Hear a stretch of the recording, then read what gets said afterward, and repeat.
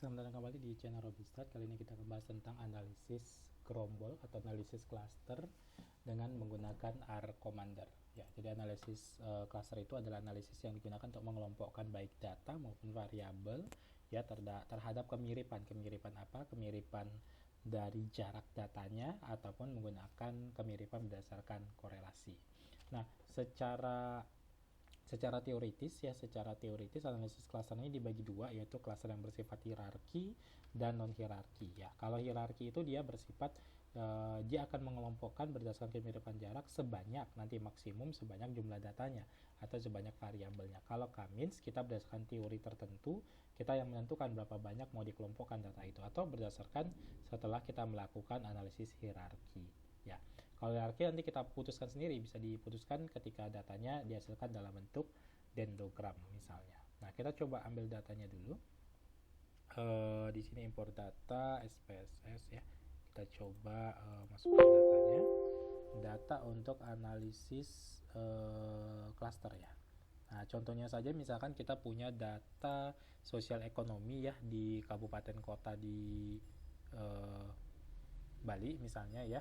Nah, di sini perlu ditekankan bahwa ketika kita menggunakan data itu, kita harus mencari nilai Z-score dulu ketika datanya berbeda-beda satuan. Misalkan IPM itu satuannya poin, kemiskinan satuannya persen ya.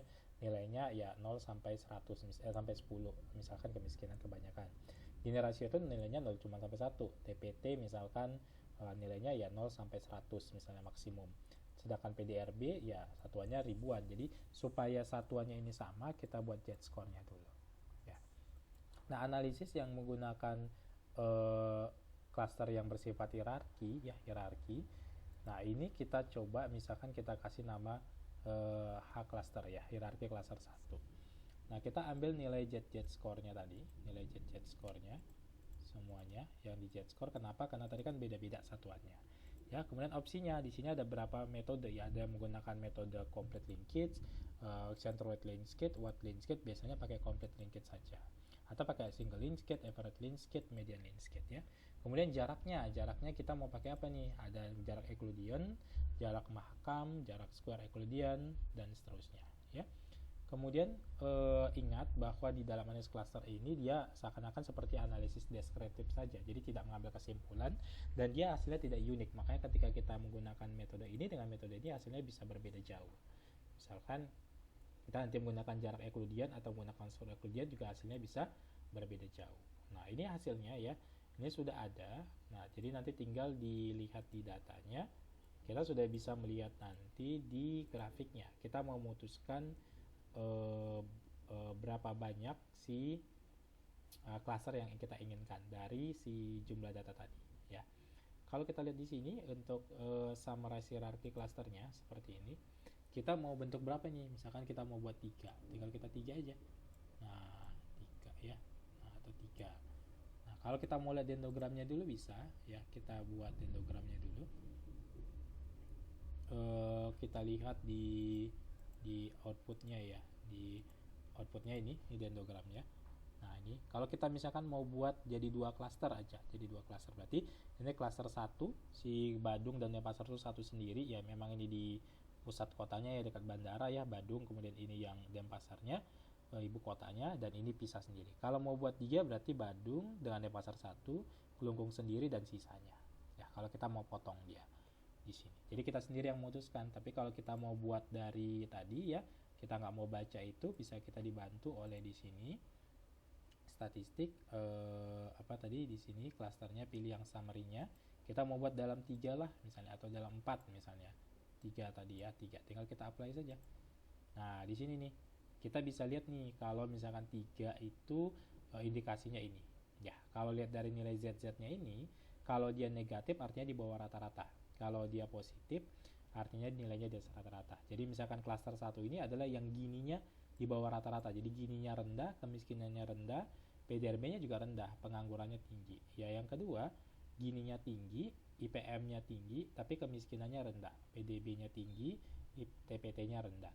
Sedangkan daerah ketiga, gininya tinggi, IPM-nya rendah, kemiskinannya tinggi, PDRB-nya rendah, TPT-nya cukup tinggi karena dia di atas rata-rata gitu. Kalau kita lihat di sininya, nah bisa kita lihat nih biplotnya ya. Ini bplot, ini yang kode 1, kode 2, kode 3 ya. Kemudian bisa kita lihat juga dari sisi datanya ya, datanya di sini. Nah, ini bisa kita lihat tadi datanya sebenarnya daerah itu daerah mana saja, itu bisa kita lihat nanti. Nah, kemudian kalau kita menggunakan yang K-means ya, K-means itu kita langsung menentukan. Nah, kita langsung menentukan banyaknya. Nah, kita ditentukan di awal nih. Saya mau menggunakan variabel ini, mau di cluster. Nah, dengan menggunakan saya mau buat 3 cluster. Nah, kita ya. Namanya K-means ya, kemudian print cluster summary, kemudian bplotnya, dan tambahkan datanya siapa yang cluster 1, 2, dan 3 ya. Tinggal kita apply. Nah, ini sudah keluar nih hasilnya. Nah, kalau kita lihat di sini cluster 1 yaitu cluster yang IPM-nya di atas, Gini-nya di atas rata-rata, IPM-nya di bawah rata-rata, kemiskinannya di atas rata-rata, PDRB-nya di bawah rata-rata, dan penganggurannya di bawah rata-rata ya. Yang bagus itu berarti dia di cluster 2 ya, IPM-nya tinggi, PDB-nya tinggi, kemiskinan dan penganggurannya rendah. Tapi di sini ketimpangannya juga tinggi ya, antara yang kaya dengan miskinnya juga tinggi. Ya, siapa cluster 2 itu bisa kita lihat dari ini bplotnya ya, keterkaitan antar variabel bisa kita lihat di datasetnya. Nah, di sini akan tertulis dia nanti. Nah, cluster 2 itu ternyata adalah si Badung sama Denpasar ya. Yang tadi yang bagus-bagusnya dia tinggi, yang jelek-jeleknya dia rendah, kayak kemiskinan dan pengangguran. Tapi ketimpangan di daerah ini tinggi ya, cuma satu, Gininya masih tinggi. Nah, ini cluster 2, ini cluster 1 ada 2 ya, yaitu si Klungkung sama Karangasem. Ya, ini dekatan. Kemudian yang cluster 3 ini yang Cembrana, Tabanan sama Bangli. Nah, demikian analisis cluster dengan menggunakan R Commander. Semoga bermanfaat. Sampai ketemu di video-video berikutnya. Terima kasih.